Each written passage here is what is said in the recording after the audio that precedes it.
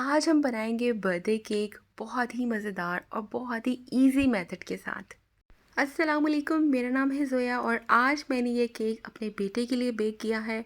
तो सोचा क्यों ना इसकी रेसिपी भी आप लोगों के साथ शेयर की जाए। हर स्टेप को अच्छे से समझाने की पूरी कोशिश करूँगी, लेकिन अगर कुछ स्किप हो जाए तो आप मुझसे कमेंट बॉक्स में पूछ सकते हैं। तो चलें फिर रेसिपी को जल्दी से स्टार्ट करते हैं।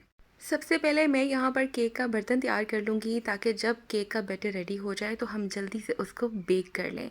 केक के बैटर को कभी भी रखते नहीं हैं, तो जल्दी से उसको बेक करने के लिए पहले बर्तन का तैयार होना बहुत ज़रूरी है। यहाँ पर मैंने एक प्लेन पेपर लिया है और उसके ऊपर कुकिंग ऑयल के साथ अच्छे से मैं इसको ग्रीस कर लूँगी। मैंने अपनी बहुत सी रेसिपीज़ में ये बताया है कि आप कोई भी पेपर ले लें और इसको ग्रीस कर लें और इसको एज़ अ बटर पेपर इस्तेमाल कर सकते हैं। लेकिन मुझे कमेंट बॉक्स में बहुत से लोगों ने कहा कि इंक हेल्थ के लिए अच्छी नहीं है, जो कि बहुत ही सही कहा था। तो इसीलिए हमने एक्सेप्ट कर लिया और पेपर को प्लेन इस्तेमाल किया है आज। यहाँ पर सबसे पहले हमने लेना है बाउल और उसके साथ एक मैंने छोटा बाउल ले लिया है, ताकि अंडे की सफ़ेदी और जर्दी को मैं अलग अलग कर सकूँ। सफ़ेदी को अलग एक बाउल में डाल रही हूँ और जर्दी को अलग कर रही हूँ। यहाँ मैंने टोटल 4 अदद रूम टेम्परेचर पर अंडे ले लिए हैं। सफ़ेदी को इसीलिए अलग किया है क्योंकि अलग से सफ़ेदी को बिना बीटर के भी आप बीट कर सकते हैं। यहाँ पर मैं इलेक्ट्रिक बीटर का इस्तेमाल कर रही हूँ, लेकिन अगर आपके पास बीटर मौजूद ना हो तो आप इसको हैंड बीटर की मदद से बहुत ही बआसानी से बीट कर सकते हैं। तो यहाँ पर सफ़ेदी को हमने बीट कर लिया है, इसको हम साइड पर रख देते हैं। अब यहाँ पर मैं एक बाउल में 4 अदद अंडे की जो जर्दियाँ हमने अलग की थी वो शामिल करी हूँ और 100 ग्राम मक्खन शामिल कर दूँगी। अगर आप मक्खन इस्तेमाल ना करना चाहें तो आप इसकी जगह 1/4 कप कुकिंग ऑयल का इस्तेमाल कर सकते हैं, लेकिन इस रेसिपी में घी आप नहीं इस्तेमाल कर सकते। अंडे की जर्दी और मक्खन को हमने अच्छे से मिक्स कर लेना है और ये काम भी हैंड बीटर से बआसानी हो सकता है। अब यहाँ पर मैं इस्तेमाल करी हूँ एसेंस। यहाँ पर बनाना एसेंस इस्तेमाल करी हूँ, अगर आप चाहें तो कोई भी एसेंस इस्तेमाल कर सकते हैं। इससे जो अंडे की स्मेल है वो काफ़ी हद तक ख़त्म हो जाती है और अच्छी सी खुशबू आती है केक में। अब यहाँ पर एक बाउल में मैं 2 कप मैदा शामिल करी हूँ और 2 कप पाउडर शुगर, मतलब कि पीसी हुई चीनी। घर में ही चीनी को मैंने अच्छे से पीस के पाउडर बना लिया था। 1 चम्मच कस्टर्ड पाउडर का, या इसकी जगह आप कॉर्नफ्लावर भी इस्तेमाल कर सकते हैं जो सूप में इस्तेमाल करते हैं। 2 चम्मच यहाँ पर मैं कोको पाउडर के इस्तेमाल करी हूँ। 1 चम्मच बेकिंग पाउडर का, 1 चुटकी मीठा सोडा और 1 चुटकी यहाँ पर नमक शामिल करना है। अब इन तमाम अज्जा को हमने अच्छे से मिक्स कर लेना है। अगर आप चाहें तो कोको पाउडर को आप स्किप कर सकते हैं, अगर आपको चॉकलेट फ्लेवर पसंद नहीं है। इससे रेसिपी पे कोई फ़र्क नहीं पड़ेगा। आगे जाकर जब हम दूध शामिल करने लगेंगे तो आपने दूध की मिकदार को बस थोड़ा सा कम कर देना है। अब इस मिक्स किए हुए बैटर को हमने अंडे की सफ़ेदी में मिक्स करते जाना है। एक एक चम्मच करके हम इसे मिक्स करते जाएंगे।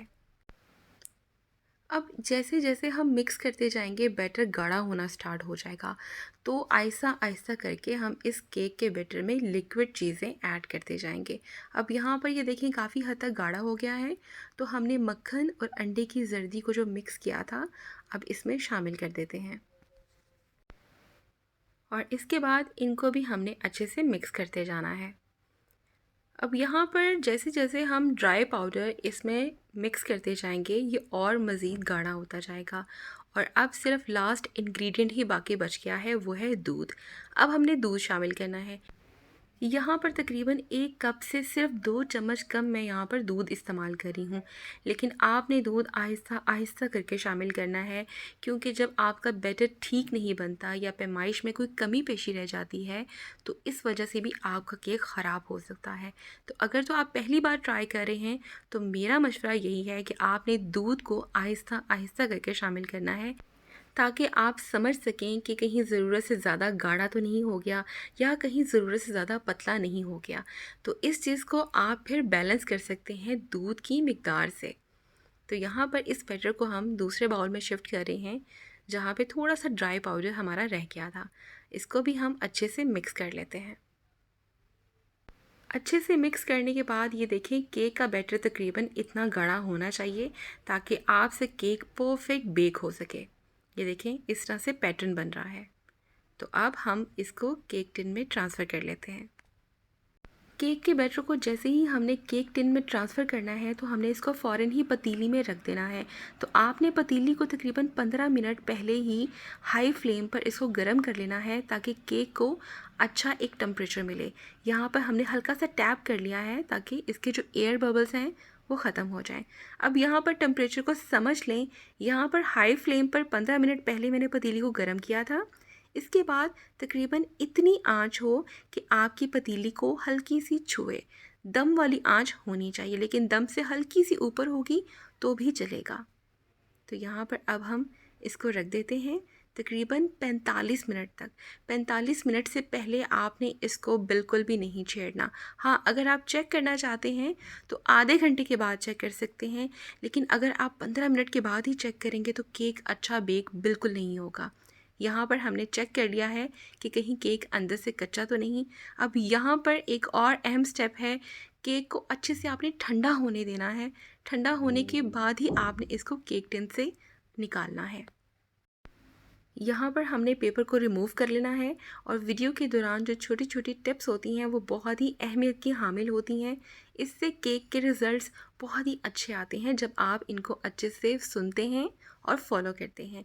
यहाँ पर ये देखें, 2 हिस्सों में मैंने इस केक को कट कर लेना है और केक का स्पॉन्ज बहुत ही अच्छा रेडी हुआ है। जो साइड के किनारे हैं आप चाहें तो उसको निकाल सकते हैं, लेकिन हमने घर पे ही खाना है तो मैं इसको बिल्कुल वेस्ट नहीं करूँगी, ऐसे ही जाने दूँगी। तो चलें अब क्रीम को व्हिप कर लेते हैं। यहाँ पर मैं 1 कप डेयरी व्हिपिंग क्रीम का इस्तेमाल कर रही हूँ। पहले 1 से 2 मिनट मैंने इसको स्लो स्पीड में बीट किया। इसके बाद मैंने इसमें 2 चम्मच पाउडर शुगर के शामिल किए और 1 से 2 मिनट या मैक्सिमम 3 मिनट मैंने इसको हाई स्पीड पर अच्छे से बीट कर लिया। बहुत ही आसानी और बहुत ही जल्दी ये क्रीम व्हिप हो गई थी। और ये देखें कितनी अच्छी ये व्हिप हो गई है। जब क्रीम इस तरह से अच्छे से ग्रिप हो जाए तो समझे आपकी क्रीम अच्छे से व्हिप हो चुकी है। तो चलें अब देसी स्टाइल में इसको डेकोर कर लेते हैं। बाउल रखकर ऊपर मैंने प्लेट रख दी है ताकि इसको मैं रोटेट कर सकूं। केक की एक लेयर को मैंने प्लेट के ऊपर रख लिया है और इसके बाद इसके ऊपर मैं शुगर सिरप लगा रही हूँ। शुगर सिरप बनाना बहुत आसान है। आपने 1 कप पानी लेना है, उसमें 3 से 4 चम्मच आपने चीनी के शामिल करके उसको अच्छे से आपने मिक्स कर लेना है और बस केक के ऊपर आपने शुगर सिरप लगाना है। इससे केक बहुत ही सॉफ्ट बनता है और फ्लेवर बहुत ही अच्छा निकलता है इससे। अब ऊपर भी अच्छे से आपने व्हिप क्रीम से इसको अच्छे से कवर कर देना है। अगर आपका स्टार्ट होगा तो थोड़ी मुश्किल हो सकती है, लेकिन जैसे जैसे वक्त गुजरता जाएगा आपकी हाथ में सफाई आती जाएगी। तो यहाँ पर मैंने यहाँ पर होममेड चॉकलेट सिरप के साथ थोड़ी सी डेकोरेशन करी हूँ। लिंक मैं इसका दे दूँगी, अगर आप चाहें तो इसे चेक कर सकते हैं कि इस चॉकलेट को मैंने किस तरह से बनाया है।